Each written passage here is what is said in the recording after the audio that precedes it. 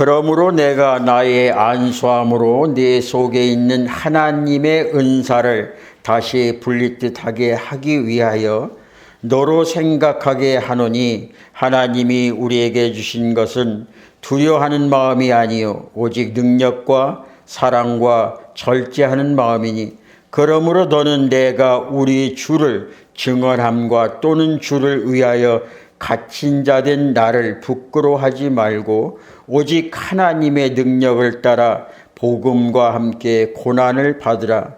하나님이 우리를 구원하사 거룩하신 소명으로 부르심은 우리의 행위대로 하심이 아니요 오직 자기의 뜻과 영원 전부터 그리스도 예수 안에서 우리에게 주신 은혜로라 하시람이라. 이제는 우리 구주 그리스도 예수의 나타나심으로 말미암아 나타나셨으니 그는 사망을 패하시고 복음으로써 생명과 썩지 아니할 것을 드러내신지라. 아멘. 오늘 하나님께서 우리에게 주시는 말씀을 근거로 하여서 소명의식과 사명감이라는 제목을 가지고 같이 말씀을 나누겠습니다. 독일의 학자이면서 경제학자인 그 위리젠 힐러라는 분이 성공의 비법이라는 책을 썼습니다. 그 성공이라는 비법 책 가운데 우리의 인간의 두려움을 늑대가 우리에게 다가왔을 때를 통해서 이야기를 하는데, 우리 앞에 100m 전방에서 며칠 동안 굶주린 늑대가 우리에게 다가오면은 우리는 그 늑대를 바라보면서 두려움을 갖게 된다는 거죠. 근데 두려움의 그 공포 지수가 1부터 10까지 있다면은 그 늑대가 달려올 때 우리는 10이라는 그 두려움을 안게 된다는 거예요. 근데 그 늑대가 달려올 때 우리의 손에 나무 몽둥이라든지 아니면은 어떤 흉기 같은 것을 가지고 있다면은 그 안에 두려움이 10이라는 것이 점점점 줄어들어서 7, 8 정도로 이렇게 떨어진다는 거죠. 무언가 하나 쥐고 있고 나무라도 가지고 있다면은.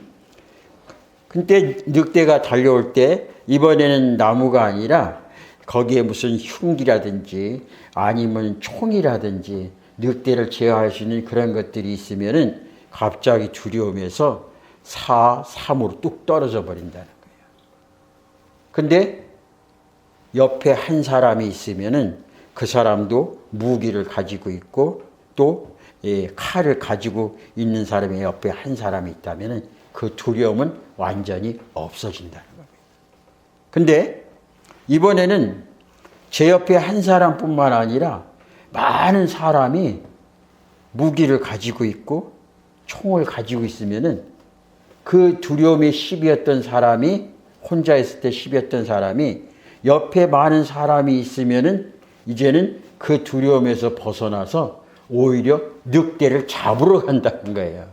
사람은 상대방이 두려움이 내게 다가왔을 때 어떻게 주변의 환경을 가지고 있느냐에 따라서 두려움이 줄어들기도 하고 두려움이 없어져서 오히려 두려움을 내쫓는 그런 힘이 생긴다는 거죠. 누군가 나와 함께하고 있다면 그 두려움을 이길 수가 있습니다. 두려움은 어떤 곳에서 오는가 했을 때 성경은 우리에게 이렇게 말합니다. 하나님이 나와 함께하지 않을 때, 나 혼자라고 생각할 때 두려움을 갖게 된다는 거죠. 오늘 디모데는 자기 마음속에 두려움과 염려가 찾아오기 시작했습니다. 왜 그런가 하면은 자기 스승인 그 사도 바울이 감옥에 갇혀 있어요. 그리고 로마 황제는 그 예수 믿는 사람들의 그 탄압과 박해가 날이 가면 갈수록 많은 사람들을 두려움과 염려로 몰아가게 됩니다. 그렇게 철두철미하게 믿었던 나의 스승마저도, 그 사도 바울도 감옥에 갇혀서 언제 사형장으로 끌려갈지 모르는 그런 환경에 처해 있다는 거예요. 그랬을 때 이 나이 어린 목회자 디모데는 그 교회 가운데서 두려움과 염려가 찾아올 수밖에 없다는 거죠. 저와 여러분들 우리가 가장 두려울 때가 어느 때입니까? 저는 개인적으로 생각했을 때 죽음이 엄습해 올 때. 사람이 어느 때 죽음이 엄습해 옴을 느끼는가요? 이 코로 숨 쉬는 호흡의 불편함을 느낄 때 사람은 두려움이 다가오게 됩니다. 물론 경제적인 이유라든지 또 여러 가지 이유가 있겠지만은 가장 사람이 공포와 두려움을 느낄 때는 눈이 감겨지고 두 코에 숨 쉬는 호흡이 점점점 벅차면서 심장에 박동이 칠 때 숨이 쉬면서 산소 공급이 제대로 원활하게 되지 못하면 두려움과 염려와 심지어는 강박장애까지 공포와 죽음까지도 다가오게 된다는 거죠. 그랬을 때 오늘 디모데의 심정은 어땠을까요? 자기가 믿었던 그 스승님도 감옥에 갇히고 언제 죽을지도 모를 그 상황 속에서 그 스승이 감옥에 갇힌 그 잘못의 죄명이 뭡니까? 복음 전했다는 거잖아요. 그럼 나는 지금 그 일을 하고 있는 거예요. 복음 전하다가 감옥에 갇힌 그 스승님을 보면서 나도 지금 이 복음 전하는 일이 나의 잠시 후의 삶은 나도 감옥에 갇히게 되고 나도 죽겠구나는 그런 두려움이 찾아오는 거죠. 오늘 하나님께서는 저와 여러분에게 말씀하십니다. 온전한 사랑은 두려움을 내쫓느니. 우리 마음속에 온전한 사랑이 있다면 두려움이 물러간다는 거예요. 그런데 내 안에 두려움이 찾아온다는 이야기는 주님을 향한 온전한 사랑이 결여됐다는 거죠. 오늘 말씀을 통해서 정말 힘들고 어려운 이 시대를 살아간 우리들에게 두려움이 아니라 평안과 기쁨으로 살아갈 수 있는 비결을 오늘 말씀에서 배웠으면 참 좋겠습니다. 말씀 보겠습니다. 6절 봅니다. 그러므로 내가 나의 안수함으로 내 속에 있는 하나님의 은사를 다시 불릴 듯하게 하기 위하여 너로 생각하게 하노니. 지난주에 사도 바울이 디모데에게 편지를 보낸 그 내용 가운데 이런 내용이 있었습니다. 너가 그 목회하는 그 현장 속에서 주변의 영지주의나 다른 복음, 바른 복음이 아니라 다른 복음이 너를 힘들게 하고 어렵게 하는 그 상황 속에서 오직 주님만 바라볼 수 있는 그 힘은, 원동력은 어디서 나오는가 했을 때 바로 내 안에 계신 그 주님과의 매일 만남과 교제 가운데서 모든 두려움을 쫓을 수가 있어요. 그런데 지금 들려오는 그 소문에 의하면은 결국 사도 바울이 감옥에 갇히게 되고 마지막 언제 죽을지 모르는 그 상황 속에 있을 때 어린 나이에 에베소서 교회를 목회하는 그 디모데가 얼마나 힘들어하고 염려와 근심 걱정이 많을까. 심지어는 매일매일 밤잠을 못 이면서 그 두려움과 싸울 수 있을 텐데, 그러나 내가 너에게 안수했을 때 안수하는 그 하나님의 능력이 내게 임했을 때 그 능력은 뭐라겠는가 하면 바로 바른 복음을 전하는 그 힘이었습니다.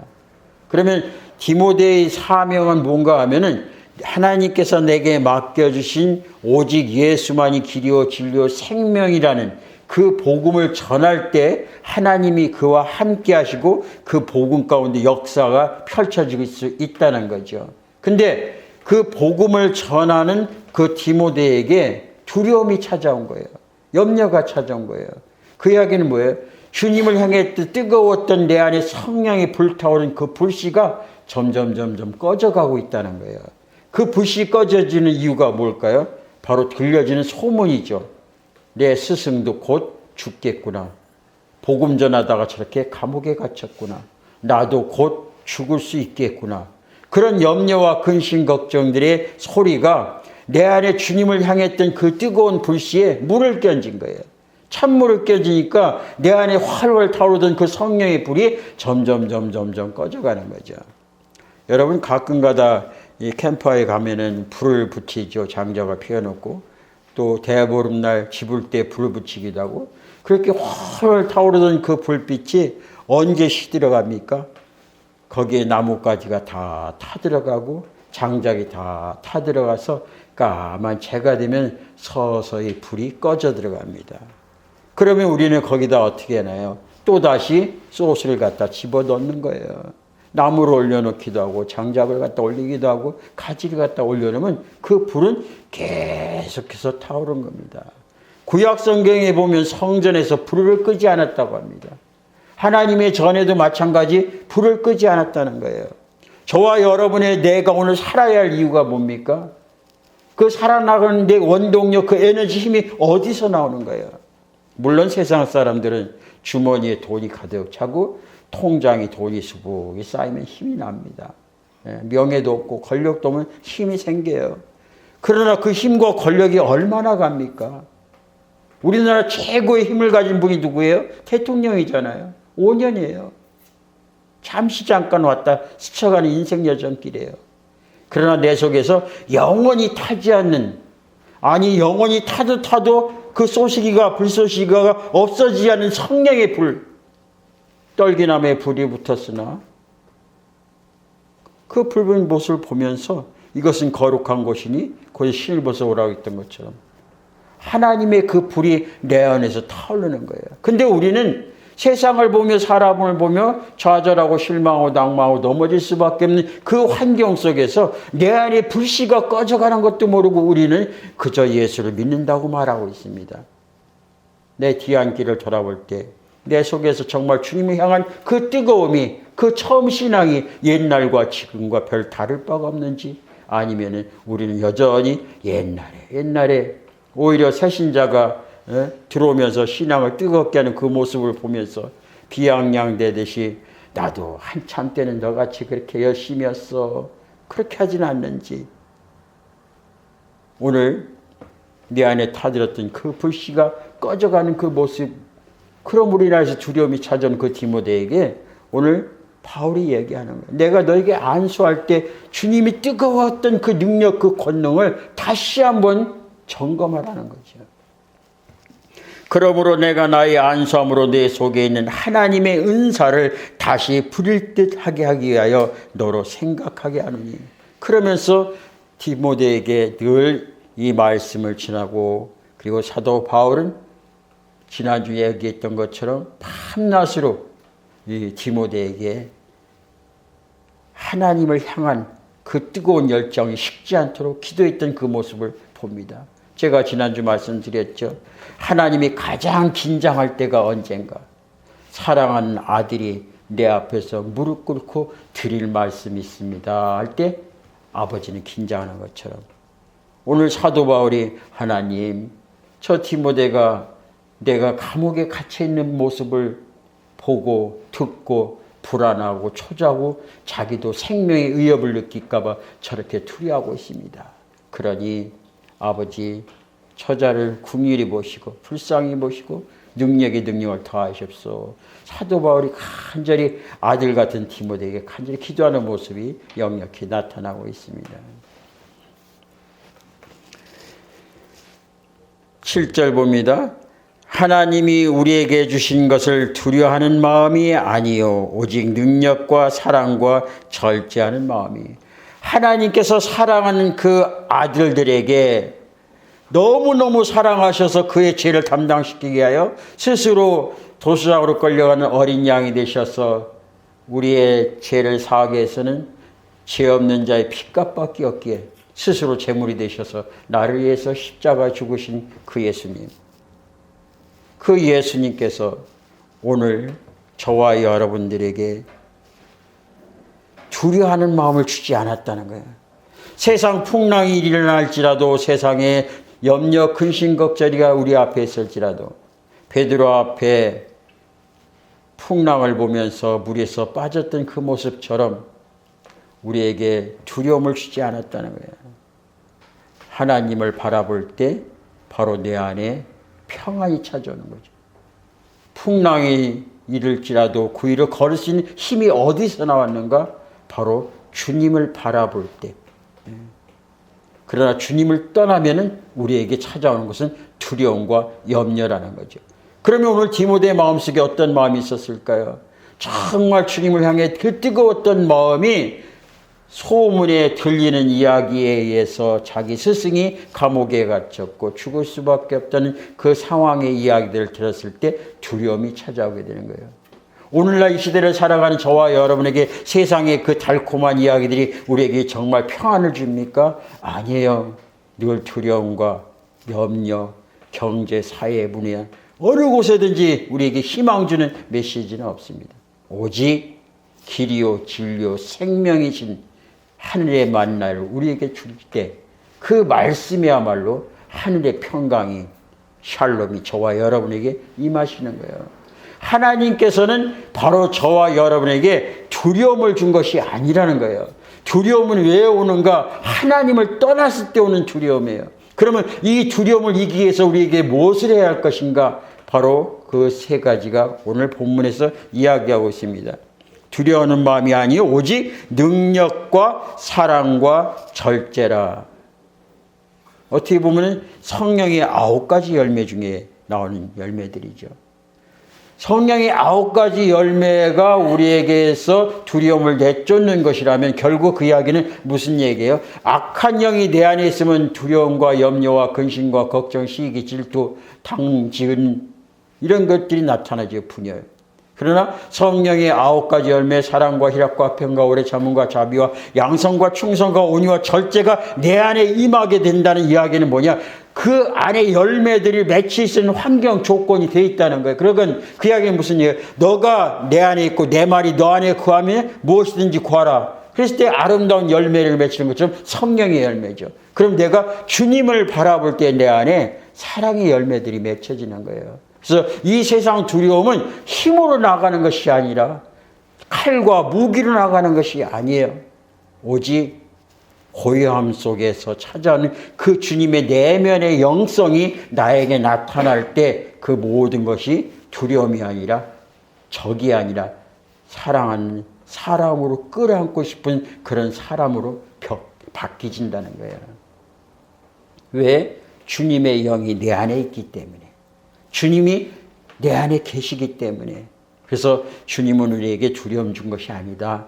오히려 이미 성령의 열매를 줬다. 그 성령의 열매는 이 두려움을 이겨나갈 수가 있는데 우리가 그 두려움 앞에서 겁을 내는 이유는 늑대의 표현을 들자면은 나 혼자 외롭게 싸우려고 하다 보니까 두려움이 있는 거예요. 나는 혼자가 아니라 보혜사 성령님, 예수님, 하나님 삼위일체 되신 분이 노심초사 저와 여러분을 감싸듯 지켜주시는 그 하나님의 날개 안에 마치 암탉이 병아리를 날개 안에 품은같이 끌어안는 그 모습이 내 내면에서 솟아날 때 그게 바로 영성이에요.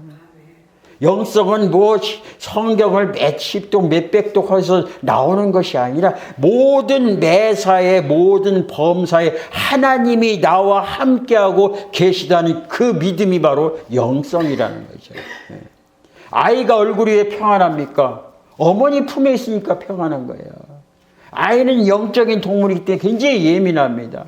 낯설은 사람 보면 얼굴이 붉혀지고 울지요. 어머니가 옆에 있으면은 그 아이는 새콤새콤 잠을 잡니다. 근데 엄마가 살금살금 할 일이 있어서 바빠서 뒷걸음질로 살살 나오면은 그 영적인 거리가 점점점 멀어지면은 어떻게 하면 아기는 신기하게 엄마 없는 줄 알고 금방 깹니다. 왜 그래요? 사람은 영적인 동물이기 때문이에요. 저와 여러분 주님과 함께 있을 때 내 안이 평강하는 거예요. 근데 세상 사람들은 주님과 함께 하는 것이 아니라 세상에 먹을 만직하고 보암직하고 지혜롭게 할 만큼 탐스러운 거 거기 있으면 행복하다고 느끼지만은 그것은 바로 유한적인 것이기 때문에 언젠가 내 곁을 떠나요.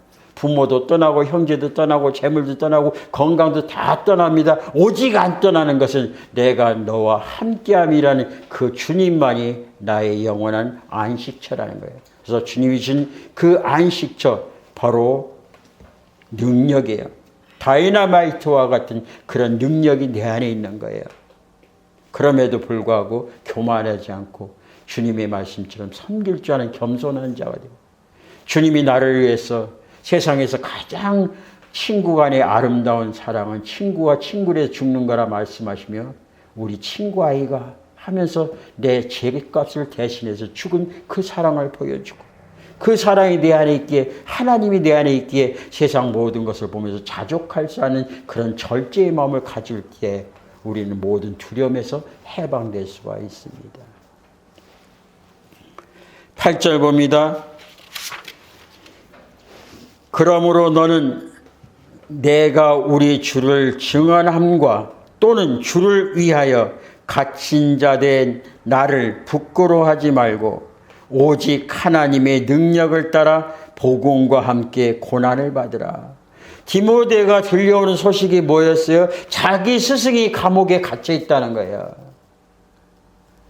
나름대로 생각했을 때 그 스승님의 힘과 능력과 권능으로 로마 황제 앞에 가서 단단히 복음을 전하고 로마가 뒤집어지고 어떤 역사의 변화가 일어나야지 되는데, 그래야 많은 사람들이 예수를 믿게 되고 예수 능력을 알게 되고 힘을 알게 되는데, 그냥 스승은 저렇게 아무 힘도 없이 감옥에서 죽어갈 수밖에 없는 그 모습을 보았을 때, 들려오는 소식을 들었을 때 얼마나 두려움과 염려로 사로잡혀 있겠는가.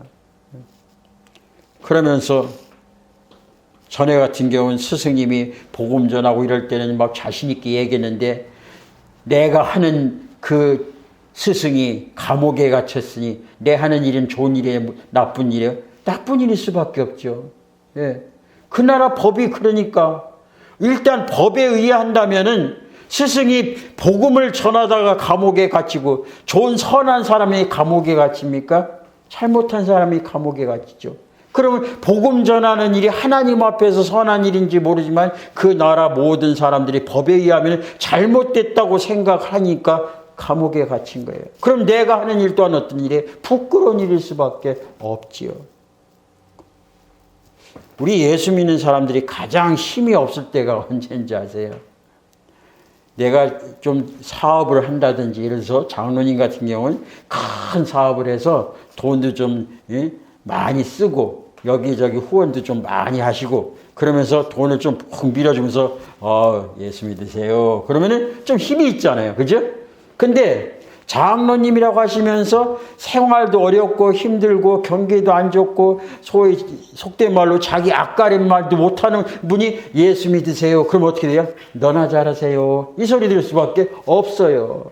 그러니까 어떻게 해요? 사람들이 좀 뭔가 힘이 있고 분위기가 뒤 배경이 좀 좋아야만이 예수를 전하려고 그렇게 생각들 하죠. 그럼 오늘 사도 바울 같으면 감옥에 갇힌 사람이 예수 전하다가 복음 전하다가 감옥에 갇혔는데 그 제자들이 나와서 예수 믿으세요, 예수 믿으세요 할 수 있겠어요? 못하는 거예요. 자기 스승님이 복음 전하다가 황제 옆에서 뭐 자문위원이라든지 아니면 거기에서 무슨 감사를 한다든지 그랬을 때 우리 스승님이 황제 옆에서 모든 재정과 모든 경제 또 인성 치유 같은 거 이런 것들을 다 감당하십니다. 그러면서 예수 믿으시면 힘이 있죠. 근데 자기 스승이 감옥에 갇히면서 할 수 있겠어요? 못하는 거예요. 그러니까 사도 바울이 뭐래요? 그런 거에 대해서 부끄러워하지 말라. 세상의 가치는 먹을 거 마실 거 입을 거지만 하나님의 가치는 바로 내 안에 예수가 있느냐 없느냐 그거예요. 그러기에 너가 지금 내가 갇힘으로 인해서 부끄러워하지 말고 너가 지금 마음속에 두려움과 염려와 근심과 또 스승님의 그런 부끄러움 때문에 복음 전하지도 못하고 외쳐지고 점점 마음이 수침해지는 이런 속에서 바울이 이야기하는 부분이 복음을 전하다 보면 고난도 함께 따를 수밖에 없다는 거예요. 고난도 따를 수. 왜? 세상이 알지 못한 하늘의 비밀의 이야기를 그들에게 이야기했을 때 커뮤니케이션이 안 되잖아요. 대화가 안 되잖아요. 뭔가 대화가 돼야죠. 다른 세상이에요. 오른뺨을 때리면 율법에 하면 너도 때리라는데 마저 왼쪽까지 대라는 게 상식적입니까? 비상식적이죠. 그러면은 그 복음을 전하다 보면은 하나님의 자녀로서 그들의 일상에서 생활하는 그 삶 패턴과 다른 또 다른 이야기를 그들에게 이야기했을 때 그들이 받아들일 수 있는 그 선까지 가려면 고난이 따른다는 거죠. 아픔이 따른다는 거죠. 사도 바울은 죽고 나중에 그 전에 예수도 죽고 사도 바울도 죽고 로마는 이 기독교 아무것도 아니라고 했습니다. 승승장구하고 힘을 했어요. 그래서 예수 믿는 사람들 잡아다가 다 십자가에 처형되었어요. 그러나 313년 콘스탄체 이후로 인하여서 십자가 사건이 없어지고 그 로마는 다 죽었고 끝냈다고 했는 그 복음의 씨앗이 썩어져서 30배, 60배, 100배 결실을 맺으면서 많은 순교자가 생김으로 인하여서 그 주님의 피 흘린 그 심장의 피가 로마를 기독교 국가로 만든 거예요. 이게 힘이에요. 이게 바로 내면의 힘이에요. 저항하고 싸우고 힘을 하는 것이 아니라 오늘날 한국 교회 이 기독교 저도 모두가 다 이 기독교 신자입니다마는 예수 믿는 사람들이 그 많은 그 믿는 사람들을 모으는 그 힘과 거기에 하나님의 뜻과 전혀 다른 모습의 힘이 너무 커졌어요. 죄송합니다만 좀 많이 얌전해져야 돼요. 네, 너무 얌전해져야 되는데 기독교 이상이 너무 커졌어요. 만약에 그게 그렇게 해서 나라가 바뀐다면은 아마 예수님이 십자가에 매달리시지 않았을 것 같아요. 힘으로 아끼셨겠죠. 기독교는 순교 정신이에요. 고난이에요. 예수 믿는다는 것은 내가 잘 먹고 잘 입고 행복하려고 하는 것이 아니라 나 같은 죄인 살리신 그네에 감사해서 나도 주님이 십자가 길을 걷겠습니다. 그런 고백이에요. 그래서 사도 바울은 예수를 믿지 않았다면 정말 유대인 중에 유대인이고 할례 받은 로미아 시민권을 가진 사람으로서 요즘 말로 잘 나가는 사람이 됐을 겁니다. 그러나 그 부귀영화를 다 배설물로 여기고 담에석에서 만난 그 주님을 따라서 십자가의 길을 걸었던 분이에요. 9절 봅니다. 하나님이 우리를 구원하사 거룩하신 소명으로 부르심은 우리의 행위대로 하심이 아니요 오직 자기 뜻과 영원 전부터 그리스도 예수 안에서 우리에게 주신 은혜대로 하심이라. 하나님께서 사도 바울을 부른 이유가 뭔가? 똑똑하고 잘나서? 아니에요. 하나님의 은혜예요.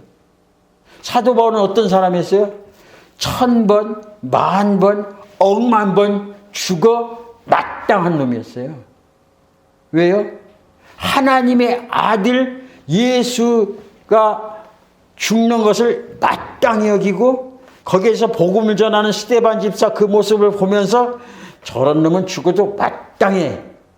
그러면서 예수 믿는 사람들을 담에석으로 다 그쪽에 피신했다는 이야기 듣고 제사장한테 영을 받아가지고 그 쪽지를 받아서 저는 죽어 마땅하다고 그 사람들을 잡으러 가려던 사람이에요. 그러니까 하나님에서 보면은 너는 1000번, 10,000번, 억만 번 죽어 마땅한 놈이죠. 근데 담에석상에서 부활하신 주님을 만나고 눈이 어두워져서 주여 누구십니까? 사울아 사울아 어찌 나를 박해하느냐. 너는 뭐야? 너는 죽어 마땅한 놈이다. 오늘 이 자리에서 죽을 수도 있는 놈이야. 그러나 너와 네 주변에 있는 사람 예수를 알지 못하고 잘못된 진리 가운데 빠져서 많은 사람 가슴에 못을 박는 그 일을 한 사람들에게 너가 찾아가서 그들이 몰라서 그랬으니 너도 몰라서 그랬으니 내가 너를 용서해 주니 그들이 가서 이 복음 전하라. 사명. 그래서 담에석상에서 하나님께서 그를 부르신 거예요. 그리고 소명받은 그 사도 바울이 이방 사람들에게 복음을 전하라는 사명을 받았어요.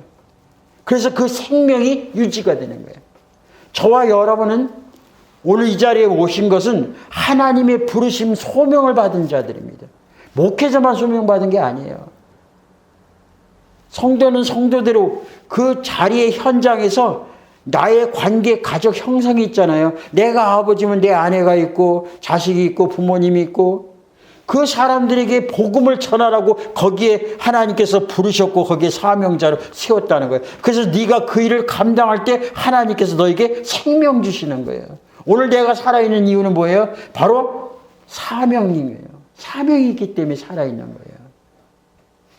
그래서 그 시편 기자 71편에 보면 이런 말씀합니다. 18절에 보면 하나님이여 내가 늙어 백수가 될 때도 나를 버리지 마시며 내가 주의 힘을 후대에 전하고 주의 능력을 장래 모든 사람에게 전하기까지 나를 버리지 마소서.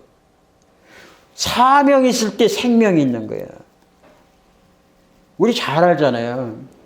어르신들 가만히 보면은 시골에 가보면은 며느리가 이 플라스틱 바가지 쓰면 또 아니면 스텐 바가지 사다 줘도 그거 안 쓰시잖아요.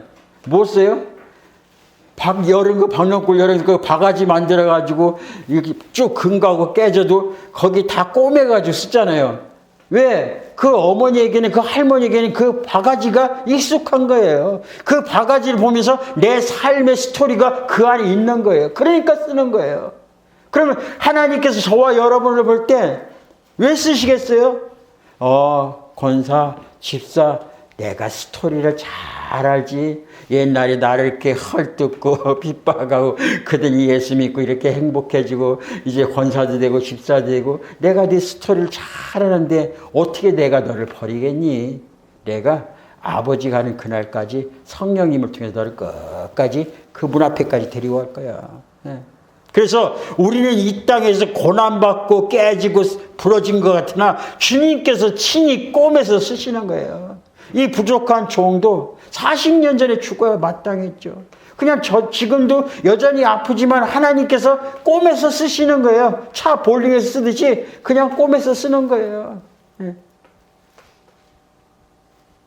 바로 사명이 있으면 하나님께 생명 주시는 거예요. 주변에 어떤 일이 벌어질지라도 내가 오늘 할 일이 있으면 주의 일 할 일이 있으면 내가서 무엇을 먹을까 마실까 입을까 그 일이 아니라 먼저 그 나라와 그 일을 구는 주님의 할 일이 있는 사람은 하나님께서 쓰시는 거예요. 왜? 그게 부르신 이유고 그리고 내가 해야 할 일이고 생명을 유지하는 이유입니다. 그래서 10절에 보면은 이제는 우리 구주 그리스도 예수의 나타나심으로 말미암아 나타났으니 그는 사망을 피하시고 복음으로써 생명과 썩지 아니할 것으로 드러내신지라. 하나님께서 오늘 사도 바울을 부르셨어요. 1000번만 죽어 마땅한 놈이지만 그럼에도 부르셔서 사명을 주셔서 이방 사람들에게 복음을 전하는 그 사명을 줬어요. 그래서 하나님께서 이 복음을 전함으로 말미암아 네게 썩지 않을 생명의 씨를 너에게 주는 거예요. 그러니 디모데야 나도 지금까지 이렇게 살아와서 감옥에 있지만은 비록 하나님이 나와 함께하고 있어. 하나님이 내 쪽박 바가지를 꿰매서 지금 쓰시는 거야. 어디까지? 로마 황제 앞에 가서 복음을 전하는 가이사 앞에 가야 할 이유가 있기 때문에 나는 쓰는 거야. 그러니 너도 에베소서 교회의 젊은 목사이긴 하지만 하나님께서 왜 너를 그곳에 보냈겠냐? 하나님이 너를 부르신 이유는 그 이방 사람들에게 복음이 전해지지 못하고 다른 복음 영지주의와 다른 것들이 음란 마귀 사탄들이 다 안에 들어와서 그곳을 흐트러 놓으려고 하니 너는 주님을 바라보면서 주님이 주시는 그 능력과 사랑과 절제의 힘을 가지고 이 두려움을 이겨나갈 수 있어. 너가 죽음에 대해서 두려워하지 마. 로마 황제가 아무리 핍박하고 예수 믿는 사람들 잡아다가 다 감옥에 가둘지라도 너는 예배소서의 목사로서 너는 이곳의 집사로서 권사로서 가정의 어머니로 아버지로서 내가 그 속에 심어놓은 이유는 바로 그 가정을 구원시키고 그 지역을 구원시키고 이 마을을 지원시키기 위하여 하나님이 사명을 주셨으면 죽음이 내게 엄습할지라도 더 이상 두려워하지 마라. 왜? 우리 인간의 생사복을 주관하시는 분은 바로 하나님이기 때문이죠. 뭐 두려워하지 마라. 염려하지 마라. 내가 너와 함께함이라. 참으로 나의 의로운 손으로 너를 꽉 붙드는 거예요. 그래서 며느리가 와가지고 어머니 바가지 이제 그거 버리고 이거 쓰세요 해도 그거 밖에다 버려놓고 그 새 바가지 스텐 바가지 갖다 놔도 그에 찾아다가 쓰시는 이유는 뭐예요? 함께한 스토리가 있기 때문이에요. 저와 여러분들 예수 믿는 사람들 어디 가면 예수님에 대해서 간증 3박 4일 못하나요? 3박 4일 못한다면 예수님을 덜 사랑하는 거예요. 우리 예수 믿는 사람들 어디 가서 예수 믿는 사람들끼리 만나서 얘기하면 예수 얘기하다 보면 끝이 없잖아요. 금방 친구 되고 금방 웃고 재밌고 행복하고 간증 얘기하잖아요. 왜? 하나님도 저와 여러분의 일대일에 다 스토리가 있기 때문에 함부로 못 하시는 거예요. 그래서 저와 여러분 오늘 또 하나님 앞에서 무릎 딱 꿇으면 하나님이 긴장하십니다.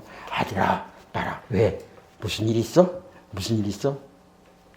그때 이렇게 한번 표현해 보세요. 아버지, 세상 힘들고 어려운데 나도 모르게 세상 유혹에 빠져서 먹고 싶고 마시고 싶고 입고 싶어요. 그렇게 하지 말고 이 생명 살아서 복음 전하고 죽으면 순교하는 모습으로 아버지 앞에 나왔으니 어떻게 하면 저 많은 사람들에게 주님을 좀 전할 수 있는지 그 지혜를 한번 주세요 하면 주님이 솔로몬에게 이야기했던 것처럼 어이구 기특한 거. 기도하겠습니다. 사랑이 많으신 우리 아버지 하나님, 은혜와 사랑을 진심으로 감사드립니다. 저희들은 부족하고 연약합니다. 때로는 두려움이 우리를 엄습해서 밤잠을 못 이룰 때가 있습니다.